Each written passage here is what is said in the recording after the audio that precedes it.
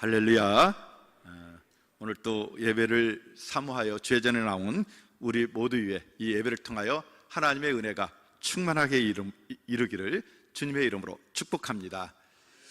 우리는 지금 사순절을 보내고 있습니다. 사순절 네 번째 주일인데요, 우리가 사순절 하면 보통 고난, 절제 이런 것들을 생각합니다.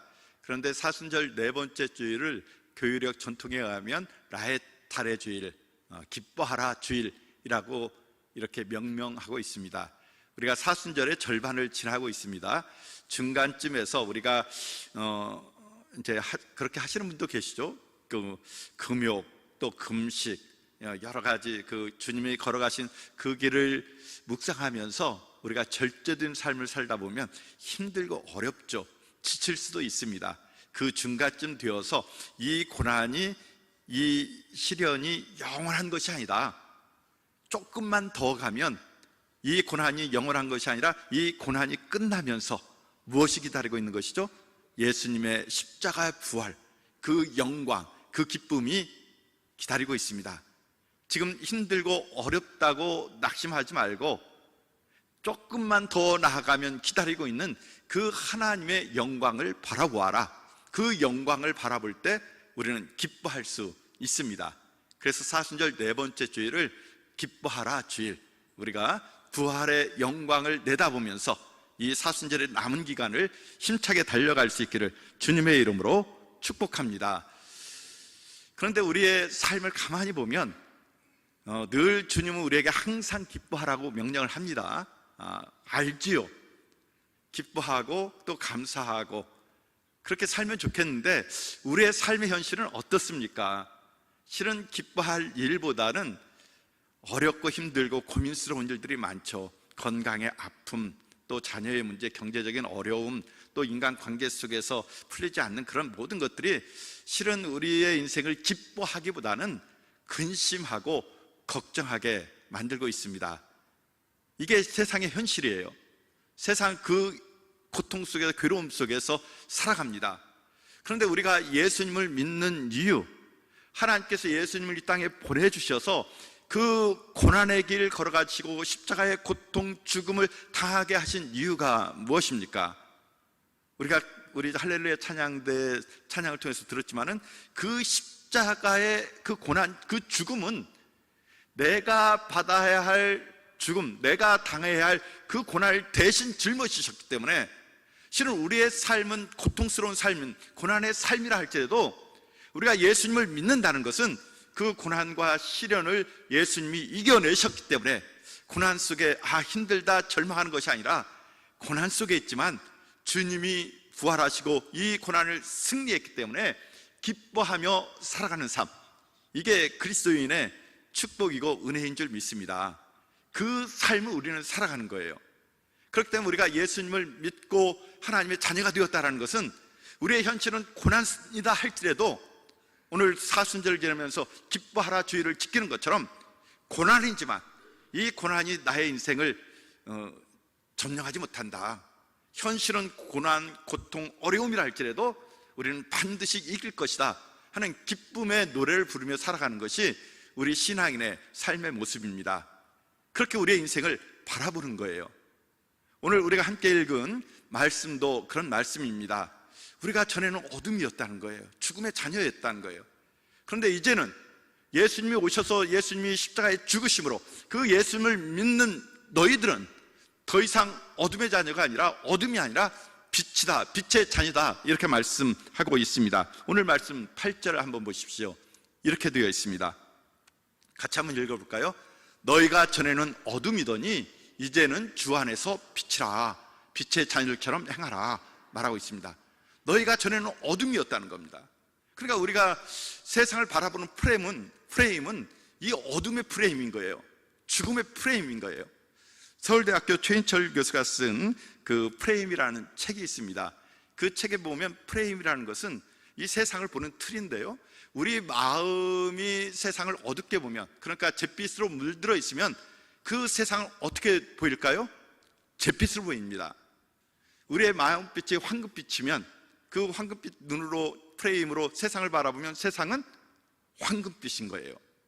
그러니까 세상의 객관적인 상황이 문제가 아니라 그 세상을 내가 어떻게 바라보느냐, 회색빛 인생으로 바라보느냐, 아니면 황금빛 인생으로 바라보느냐, 어둠의 인생으로 바라보느냐, 빛의 인생으로 바라보느냐, 우리들의 마음가짐에 달렸다는 것입니다.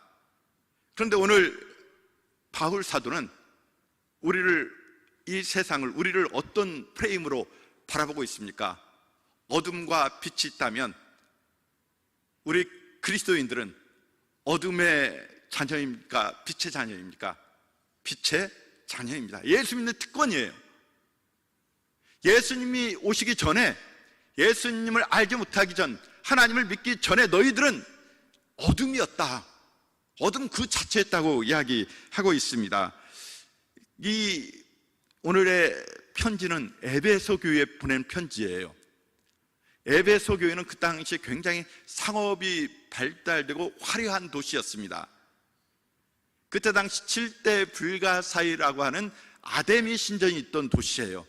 아데미 신전은 아데미 여신을 섬기는 그 신전입니다. 저게 지금 아데미 여신인데요, 지금도 에베소에 가보면 곳곳에 저런 흔적들이 있습니다. 그리고 저런 것들이 그 도심 곳곳에 세워져 있을 뿐만 아니라 저것들을 우상처럼, 인형처럼 만들어 가정에도 가지고 있었어요. 저것을 늘 바라보고, 저것을 바라보면서 기도하면서 저것이 축복해 주기를 원했습니다. 특징이 보이시나요? 저 여신의 특징? 가슴이 굉장히 풍만하고 많습니다. 그러니까 저기에서 풍요롭다는 것이죠. 젖을 많이 내면 풍성한 거죠. 저게 이제 풍요의 상징입니다. 그런데 또 한편으로 보면 저기엔 쾌락과 음란의 영이 가득합니다. 에베소에 가보면 그 사창가도 이렇게 잘 보존되어 있어요. 그러니까 저 에베소에 살던 저곳에 복음이 들어가기 전에는 저 아데미 신이 그 도시를 전체를 지배하고 있었습니다. 에베소에 살던 모든 사람은 거의 다 이 아데미 신을 섬기면서 살고 있었는데, 그 모습이 어떤 모습입니까? 저렇게 쾌락과 음란, 풍요라고 생각하지만 완전히 부패하고 타락된 모습, 우리가 생각해도 굉장히 어둠이잖아요. 오늘 말씀에도 보면 말로 표현할 수 없는 부끄러운 일이라 이렇게 이야기하고 있습니다. 그 음란한 것들을 우리가 말로 표현하면 그것 자체가 부끄럽잖아요. 그런 일들이 지금 이 에베소에 있었던 것입니다. 그것 자체가 어둠이었어요. 죽음의 아들이었습니다. 그런데 그곳에 예수 그리스도의 복음이 들어갔습니다. 그래서 예수님을 믿으니까 이제는 어떻게 되었습니까? 이전에는 어둠이었지만은 이제는 무엇이 되었다? 빛이 되었다. 이게 우리의 정체성인 것입니다. 사랑하는 우리 한일가족 여러분, 여러분 어둠입니까? 빛입니까? 어떤 분들은 내 인생을 바라보면서 내 인생은 왜 이렇게 꼬이냐, 왜 이렇게 풀리지 않냐, 이번 인생 실패했다 하면서 절망하면서 자기 자신의 인생을 어둠이라고, 어둠에 속한 인생이다, 그렇게 자주 하시는 분들 계실 거예요. 그건 스스로 자학하는 겁니다. 우리가 예수님을 믿는다면 예수님께서는 분명히 선언하잖아요. 하고 있습니다. 이제는 너희가 빛이다. 정체성이 바뀌었다는 거예요. 그런데 우리가 생각합니다. 내가 어떻게 어둠이었다 빛으로 그렇게 이렇게 상태가, 내 존재가 변화될 수 있는가? 우리 스스로 자부할 수가 없죠. 그런데 오늘 바울 사도는 뭐라고 말합니까? 이제는 어디 안에서? 주 안에서 너희가 빛이라. 내가 그냥 빛이 되는 것이 아니라 주님을 믿기 때문에, 주님 안에 거하기 때문에 내가 빛이 된다는 거예요. 이것을 우리 종교개혁자 칼빈은 주님 안에서 신비한 연합을 이루는 사건이다. 우리가 예수님을 믿으면 그냥 예수 믿는 것으로 끝나는 것이 아니라 우리가 예수님과 신비한 연합을 이룬다는 거예요. 하나가 된다는 거예요. 그러다 보니까 예수님이 거룩한 분이기 때문에, 예수님이 빛이기 때문에 너희들도 빛이다, 이렇게 이야기합니다. 여러분, 한낮에는 달이 빛을 발하지 않습니다. 왜 그럴까요? 달이 빛을 발하나요? 밤에 되면 달이 빛을 발합니다. 근데 그 빛은 달이 발하는 빛이 아니에요. 달은 돌덩어리입니다. 그렇기 때문에 자연적으로 스스로 빛을 낼 수가 없어요. 어둠이 되면, 해가 이 달을 비칩니다. 그럼 달이 그 해가 비친 빛을 반사해서 우리에게 보여주기 때문에 빛을 발하는 거예요. 그러니까 달은 그 자체로 빛을 발하지 못하지만 태양이 빛을 발하면 어둠 속에서 그 빛을 드러내면서 그 존재감을 드러내는 겁니다. 마찬가지예요. 우리도 어둠이지만 하나님께서 우리에게 들어오시고 우리가 예수님을 믿으면서 예수님의 빛이 우리 안에 들어오면 예수님의 빛을 발함으로써 우리가 빛의 자녀가 된다는 겁니다. 이게 우리의 정체성인 거예요. 우리 인생을 바라보는 프레임이 어둠의 프레임이 아니라 이 빛의 프레임으로 바라볼 때 우리는 세상에 힘들고 어려운 상황 속에서도 당당하게 살아갈 수 있는 줄 믿습니다. 성경을 읽어보십시오. 끊임없이 우리에게 하나님이 외치는 것이 무엇입니까? 두려워하지 말라, 담대하라, 내가 너와 함께함이라. 특히 신약 성경에 오면 이제는 너희가 주 안에서 내 아들이다, 너희와 예수 그리스도가 함께 연합했다 하면서 우리를 빛의 자녀로 자꾸 이야기하잖아요. 이 믿음이 있을 때, 이 경험이 있을 때 우리는 이 세상을 어둠이 아니라 빛의 인생으로 살아갈 수 있는 줄 믿습니다. 그런 빛의 정체성, 빛의 프레임으로 여러분의 인생을 바라보시기를 주님의 이름으로 축복합니다. 오래전에 인기 있었던 드라마 중에 미스터 선샤인이라는 드라마가 있습니다. 논산에 세트장이 있죠. 저게 주인공이 유진 초이예요. 그 시대의 노비였습니다. 아버지는 그 노비였기 때문에 매 맞아서 죽었던 것 같고, 드라마 정확한, 저 유진 초이도 종의 아들이기 때문에 잘못하면 몽송마리아에서 매를 맞고 그렇게 죽을 고비가 있었어요. 그러니까 그 세상에서 살 수 없어서 도망합니다. 탈주한 노비예요. 그런데 다행스럽게 미군의 도움을 받아서인지 미국으로 건너갔습니다. 그리고 미국에 가서 이제 교육을 잘 받고 미군 해군 대위 제독이 되었죠. 그리고 개항이 되면서 미국 장교로 우리 조선 땅에 다시 들어옵니다. 자, 이 유진초이 누구입니까? 노비의 자식입니까? 아니면 미국 해군 장교로서 이 조선 땅에 들어온 겁니까? 만약에 노비라는 그 프레임에 갇혀 있으면 이 유진초이가 나는 노비의 종이다, 나는 이 조선 사회에서 신분이 노비다라 생각하면 대감들, 그 관료들 앞에서 도망 다니고 주눅 들고 뭐 나리나리 하면서 굽신굽신 거려야 될 거예요. 그런데 드라마에서 봤지만은 이 유진초이가 대감들 앞에서, 그 고관들 앞에서 주눅 드나요? 당당하잖아요. 오히려 큰 소리 치면서 호통을 칩니다. 왜요? 정체성이 바뀌었습니다. 이 유진초이는 조선의 노비 출신이 아닌, 노비가 아니라 이제는 미 제국의 해군 장교가 된 거예요. 당당한 겁니다. 그래서 수많은 그 조선의 관료 앞에서 당당하면서 자기 뜻을 펼치면서 사랑하는 애기씨를 돌보고 또 나라의 독립을 위해서 큰 일을 이렇게 하는 것을 볼 수가 있습니다. 자기 정체성이 바뀌었기 때문에 그런 겁니다. 우리도 마찬가지예요. 우리가 예수님을 믿기 전에는 정말 어둠의 자녀였고 어둠 그 자체였고 죽음의 굴레에 들러쓰인 그런 인생이었지만, 예수님을 믿었으면 그 고귀한 하나님의 아들 예수 그리스도의 희생을 통해서 우리를 구원해 주시고 너희는 내 아들이다, 내가 너를 사랑한다 끊임없이 말씀하는데, 이제는 너희는 어둠이 아니고 이제는 빛이라고 바울 사도는 끊임없이 우리에게 이야기하는데, 그렇게 정체성이 바뀌었는데 왜 우리는 그 빛의 자녀로서 당당하게 살아가지 못합니까? 바라기는 이제는 옛 그런 어둠의 세력들을 벗어버리고 예수를 믿었기에, 내가 아니에요, 내 안에 예수님이 들어오셨기에, 내가 예수님을 믿고 예수님과 연합하였기 때문에, 예수님 나에게 빛을 비춰주시기 때문에 우리가 빛의 자녀가 된 줄 믿습니다. 빛의 자녀로 살아가는 우리 한일 가족 모두가 되시기를 주님의 이름으로 축복합니다. 세상 끊임없이 우리를 그렇게 주눅들게 합니다. 그러나 우리는 당당하게 나는 예수를 믿는, 예수님 안에서 예수 하나 된 빛의 아들, 하나님의 자녀다 고백할 수 있기를 소망합니다. 그런데 중요한 것은 우리가 그런 정체성을 가지고 살아가는 것도 중요하지만 더 중요한 건 무엇입니까? 빛의 자녀라면, 빛이 되었다면 어떤 모습으로 살아갈 것인가? 오늘 말씀 8절 이하에 보면 이렇게 이야기하고 있습니다. 빛의 자녀들처럼 행하다. 빛이 되었다면 빛의 자녀들처럼 살면서 행하면서 살아가야 됩니다. 어떤 모습일까요? 9절 10절 같이 읽습니다.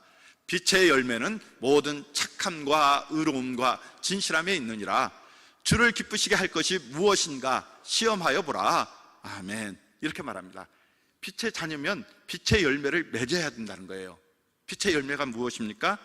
착함과 의로움과 진실함이에요. 착함의 반대는 악함입니다. 여러분, 착하고 악한 것이 어떤 차이가 있을까요? 다양하게 설명할 수 있지만 자기 이익을 위하여 살아가는 사람들, 그런 사람은 악한 사람이에요. 자기 이익을 위해서 타인을 착취하고 힘들게 하고 괴롭게 하는 사람들, 악하죠. 근데 반대로 착한 사람은 무엇입니까? 타인의 유익을 위해서 내 것을 스스로 내려놓고 포기하고 상대방을 배려하는 그 마음이 착한 마음입니다. 선한 마음이에요. 여러분은 어떻습니까?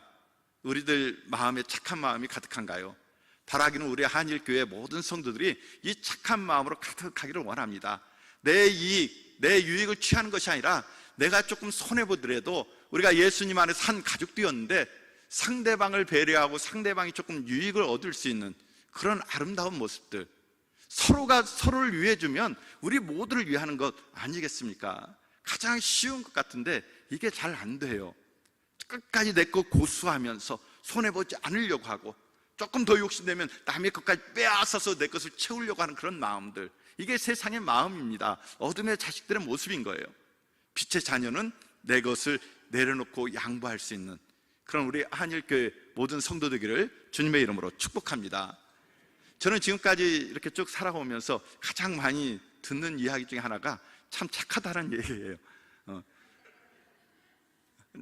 조금 선한, 남하고 제가 많이 안 싸웁니다. 내가 손해보더라도 그냥 양보하고, 어쨌든 그런 착하다는 이야기를 많이 듣는데, 바라기는 제 그런 성품, 타인이 그렇게 부르듯이 우리 한일교회 성도들 보면 참 한일교회 성도들은 착하다, 조금 세상적으로 보면 바보 같을 수가 있어요. 그렇지만 그게 빛의 자녀의 모습인 줄 믿습니다. 저희 신학교 동기들이 이제 최 목사를 통해서 계속 듣는 이야기가 그래요. 제가 어떻게 목회할 수 있을까?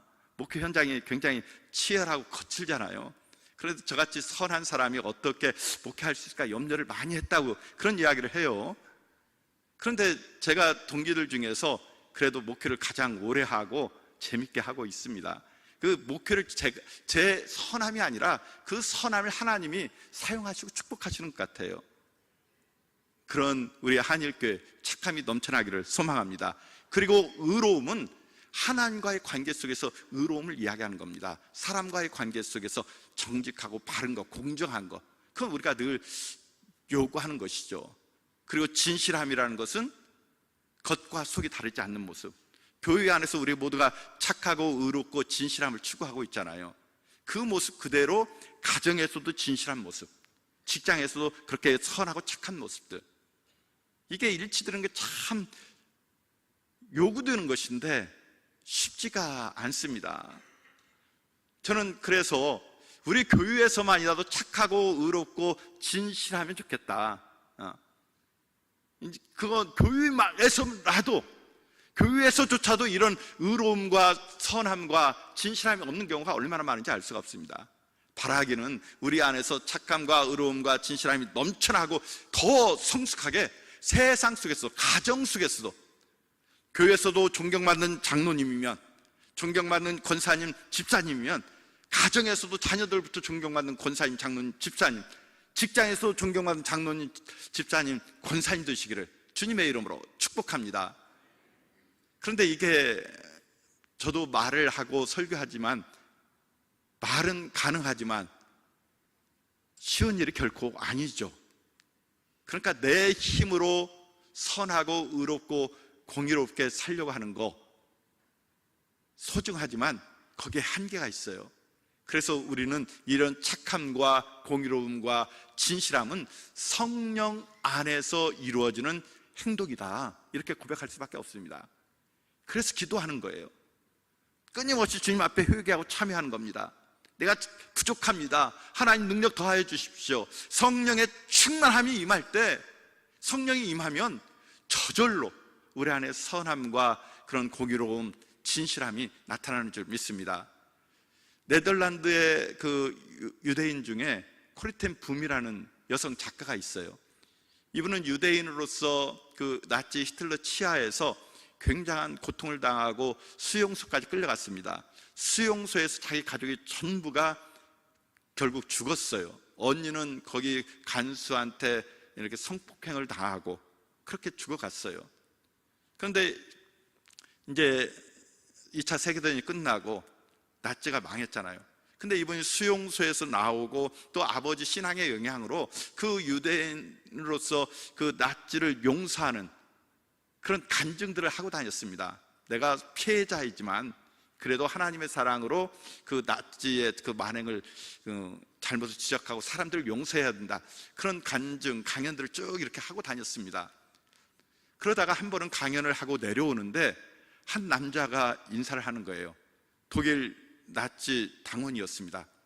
근데 가만히 보니까 이 사람이 누구냐면 자기 언니를 그렇게 성폭행하고 죽음으로 몰아놨던 그 간수인 거예요. 워낙 이 사람이 나쁜 짓을 많이 했기 때문에 자기는 이 코리텐붐을 모르는데 코리텐붐은 너무나도 선명하게 이 나치 당원을 기억하는 겁니다. 마음속으로 다른 사람은 다 용서하겠는데 하나님 이 사람만은 못하겠습니다.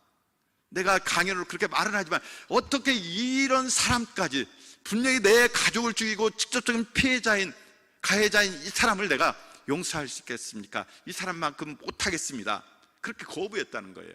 근데 이번에 책을 보면 그때 하나님께서 감동을 주면서 나는 나를 십자가에 못 박고 조롱하는 그 사람들까지도 용서했는데, 내가 그들을 용서했는데 너는 무엇이냐 하는 그 음성이 들렸다고 합니다.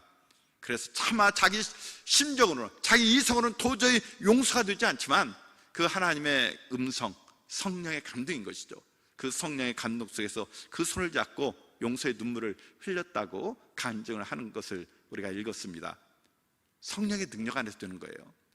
우리가 빛의 자녀로 살아가는 것을 알지요. 우리가 다 알고 있습니다. 어떻게 예수 그리스도 따라 살 것인가 다 알고 있는데 안 되잖아요. 안 되는 이유가 무엇입니까? 내 의지가 약한 것도 있지만은 하나님의 성령의 능력이 부족하기 때문에 그렇습니다. 우리가 주님의 자녀로서 올바른 삶을 살기 위해서는 늘 성령 충만함, 성령의 능력 안에서 이루어지는 그런 삶을 살아야 될 줄 믿습니다. 이런 말을 하면서 바울 사도는 10절에서도 이렇게 이야기합니다. 주를 기쁘시게 할 것이 무엇인가 시험하여 보라. 10절 말씀. 또 그리고 11절 말씀 한번 보도록 하겠습니다. 여기서 시험하여 보라는 것, 분별하라는 거예요. 11절 같이 한번 읽겠습니다. 시작. 너희는 열매 없는 어둠의 열매 일에 참여하지 말고 도리어 책망하라. 여기서 너희는 단수가 아닙니다. 복수입니다. 그러니까 여기서 귀중한 교훈을 얻습니다. 우리가 하나님의 뜻대로 빛의 자녀로 살아가는 것은 개인으로 사는 것이 힘들다는 거예요. 그렇지만 교회 공동체 안에서 우리가 함께 뜻을 모아서, 마음 모아서 나아갈 때는 가능하다는 겁니다. 어떻게 가능할까요? 나 혼자 그 선한 일을 할 때 나만 선한 일을 하는가 바보같이 느껴질 때가 있습니다. 그런데 옆을 보니까 우리 성도들이 똑같은 선한 모습으로 살아갈 때, 아, 내가 잘못 사는 것이 아니구나, 나만 이렇게 사는 것이 아니라 우리 성도들이, 우리 구역 식구들, 신도들과 함께 이런 모습으로 살아가고 있구나, 이게 옳은 거구나, 이런 격려를 받을 수 있다는 거예요. 때로는 실망하고 낙심하고 내가 그 삶에서 벗어날 때 우리 공동체에서 그것을 바로 잡아주면서 우리를 이렇게 세워주는 겁니다. 그런 모습으로 공동체에게 주는 말이에요. 그래서 우리가 교회 공동체에 등록하고 함께 믿음의 식구가 되어서 나아가는 것입니다. 서로는 부족하지만, 혼자 있으면 쉽게 넘어지고 깨어지고 부서질 수 있지만, 교회 공동체 주일마다 모이고 구역으로 모이고 신도회로 모여서 함께 서로를 격려하면서 착함과 의로움과 선한 진실 안의 삶을 살아가는 겁니다. 특별히 주시는 말씀이 무엇입니까? 어둠의 일에 참여하지 말고. 이 어둠의 일이 무엇일까요? 우리 교회 공동체로 모여서 같이 술집 가자고 하는 사람은 없지요. 그런 사람은 없을 거예요. 직장에서는 술집 가더라도 그래도 교회 공동체 모여서 술집 가자 하는 경우는 극히 드물 겁니다. 어둠의 일에 참여하지 않는 거예요. 세상 사람은 남 험담하고 비난하고 합니다. 우리 교회에서 모이면 공식적인 자리에서 남 험담하고 비난하고 이렇게 그렇게 하나요?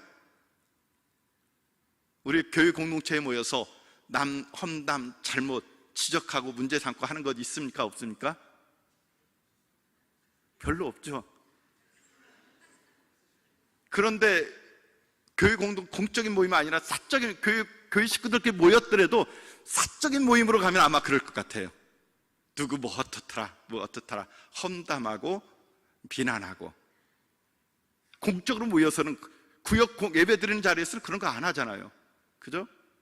그러니까 우리의 그 모임은 이렇게 공적으로 모여야 되고 어둠의 일에 참여하지 않는, 특히 우리 교회 안에서 남의 잘못 또 부족한 것들 험담하는 것이 아니라 긍휼히 여겨줘야 되는 겁니다. 그리고 뒷부분에 보면 뭐라고 말했습니까? 어둠의 일에 참여하지 말고 책망하라.